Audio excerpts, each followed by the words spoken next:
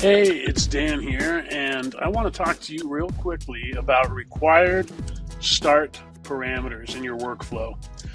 Let's take a look at this IoT device checking workflow that I've got. Now, for this workflow to start, there's a couple of things that the workflow needs. I've added those as required start parameters. Essentially what that means is this workflow can't run until those parameters are supplied. If you attempt to wire an alert up to initiate this workflow, you're going to have to map some values to those required start parameters. If you try to manually run the workflow, you're going to be presented with this little form where you input those parameters or those values. The way that those are added, let's just build a new workflow here really quick.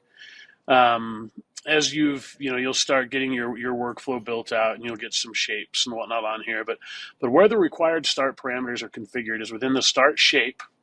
Over here on the right-hand side, we've got the ability to enter parameter name. Just say param1. We'll call this text. As you know, your data types are important. And you'll see that it automatically lists it and creates a variable over here that's mapped to that. And we can create as many of those as we need to, and all different types. I can create lists.